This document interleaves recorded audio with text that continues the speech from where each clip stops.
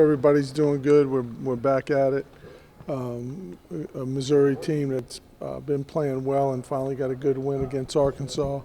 I think our team's playing better. DJ seems to be healthy again, and this is a big game for us. And looking forward to playing. Can you tell us the challenges that you expect Missouri to present you guys tomorrow night? Well, they've been really good. A lot of games for 30, 32 minutes and get worn down some. But I think they'll come out and play with great energy defensively. I think they're a very good defensive team. We expect a 2-3 zone, and we'll see some different things, against them. Coach. Yeah, go ahead. I was just going to say, do you expect a little bit of bounce in their step after snapping that 13-game losing streak? Yeah, like I said, you win a game like beating Arkansas at home, and they've been through a lot of adversity, and I think they've played well some other games, but finally to get a win, that's a lot of pressure off of them. They've been doing, you said they've been playing better. What have they been doing kind of over the last few games? I know they just got the win, but what have they been doing differently to play better?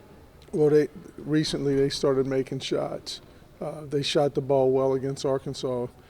Throughout the year, they've played really good defense. They've just struggled scoring, and like a lot of teams, including us, we've struggled scoring at times. And so, but the one thing I give them a lot of credit for, they compete every game, and I think Kim Anderson's done a really good job keeping his team going the right direction. I think that's one of those things where you look at, he probably looked at it and said, hey, the second half of the season, let's just start from scratch type deal, and maybe they're going to go from that. I follow them because I respect Coach Anderson a lot and what he's done. I've known him a long time, and he's been happy with his team all year. He hadn't been happy that they've been losing, but he has felt like they've been engaged. They've been practicing hard.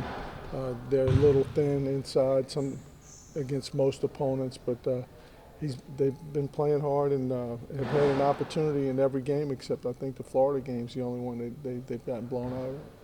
Are you cautiously optimistic that y'all got the turnover issue figured out now?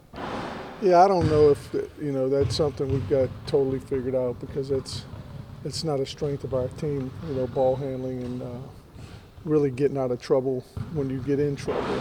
And but we've gotten better at it, and if you look at who's leading us in turnovers, it's our 3, 4, and 5. It's not our guards, but it's because they're having to handle the ball more than most 3s, 4s, and 5s. But I think we've done a better job. You look at the last game, we truly only had 6 turnovers. 2 of them were 3-second calls against Tyler, and we finished with 8. So I think we're getting better there. What's your theory behind bringing JC back into the starting lineup? Just he's making shots. People are doubling our posts, and I thought he's been consistent shooting the ball. Recently, he shot the ball well against West Virginia. He had 9 threes against LSU and made 4 of them. So, and he's a senior. I just think his experience of making shots and against the teams we're playing who are doubling our post players was important for us. When you sat him down originally, what was the conversation with him? JC, you're not doing anything wrong. We just got to get more production out of that spot.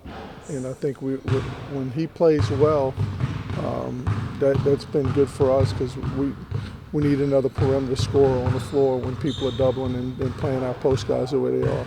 Sometimes guys say that they feel comfortable, but you think maybe it took a little bit longer than maybe he wanted to feel like what his role was because he was the primary scorer for Lipscomb? Yeah, he's been a scorer first from what we've seen, and we've tried to adjust his role and talk to him about running offense and being a true point guard, and that's not really what he is. And sometimes you don't know that until you go through what we went through with him, because he is a first-year guy for us. So you're pleased now with the way he's come up? When he makes shots, I'm really pleased. So because it makes us hard to guard. Against Vandy, he didn't shoot the ball well. Admon was 3 of 14 from the 3. from the field. So it puts a lot of pressure on our bigs. Would you say like the West Virginia game was like, when he's on, this is what we can do? Something like that? Well, it definitely makes us a tough team to guard because we have post guys that can score. Billy, what about the last couple of weeks that has given you confidence, moving forward, that things are headed in the right direction? Well, our practices have been better. I know our effort in practices has been more consistent.